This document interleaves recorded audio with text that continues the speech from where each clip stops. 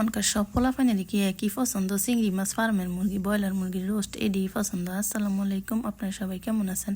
আমি তো আল্লাহর রহমত ভালোই আছি। নিয়ে আসলাম আর একটা নতুন ভিডিও। এই তো আমার বাচ্চার পছন্দ চিংড়ি মাছ আর হয়েছে ব্রয়লার মুরগি, আর কোনো কিছু হেতে খায় না। হেতে শুধু এই চিংড়ি মাছ বুনা আর হয়েছে ব্রয়লার মুরগির এই যে রোস্ট, তাও আবার অনেক সাদা সাদা করে রাঁধতে হইব, আর একটু কালার হয়ে গেলে হে সমস্যা হয়, হে খাইতে পারে না।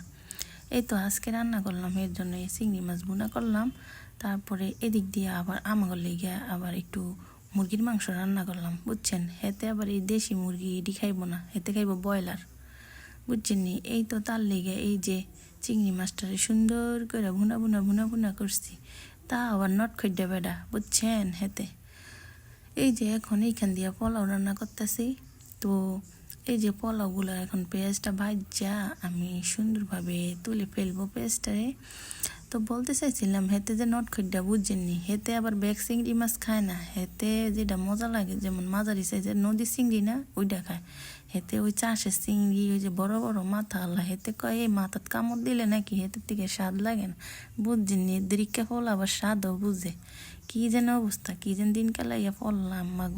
মাগুমা রান্দার ভিতরে কত ভুল ধরে, কত ভুল ধরে, কই আর মানে বুঝাইতে পারতাম না।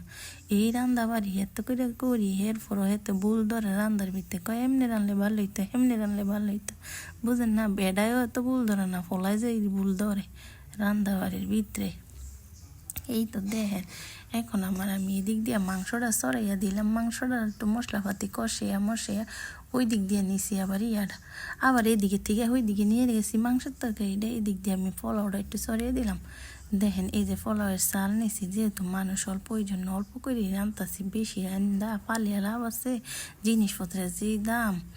এখন এই তো পোলাওর চালটা ভালো করে নাড়াচাড়া করতে লাগলাম, নাড়াচাড়া। ওই যে আগে যে পেঁয়াজগুলা দিছি না ওগুলা কিন্তু বাজ্যা উড়িয়ে রাখছি। এখন দেখেন এই যে একটু গাজর কুচি, একটু কিশমিশ দিয়ে দিলাম। আমার কিশমিশটা অনেক পছন্দ, পোলাওর সাথে কিশমিশ দিলে আমি বেছে বেছে খাইলি, পোলাইন দিনে একটাও খায় না কিশমিশ, বুঝছিনি। হে তেরা সব গুণ বাচ্চা বাচ্চা ফেলেটা হলে হালিয়ে দেয়। আমি কি ওই হালাসকে লিগে আমারে দে, আমি তো খাই। এরপরে দেখেন এই যে সুন্দর করে চকমকো করে লাড়া দিয়ে একটু গরম পানি দিলাম। তারপরে আর একটু গরম পানি দিয়ে দিলাম পরিমাণ মতো আর কি, বুঝছেননি। আরো পানি লাগবো, একটু গুছিয়ে গাছিয়ে নেই তারপরে দিমু। আপনার আবার ভাববেন না এদ্দুর পানি দিয়ে পোলাও হয়ে যাব, বুঝছেন। যে এদ্দুর পানি লাগবো উদ্দুরে দিমু, কিন্তু গুছিয়ে গাছিয়ে নিতে হয় তো। একটু দিয়ে দিছি লবণ একটু সিধা। তারপর দেখেন এই যে এখন আবার একটু হালকা সিদ্ধ হয়ে গেছে, বলক হয়ে হচ্ছে, একটু লগে দিয়ে দিলাম ঘি।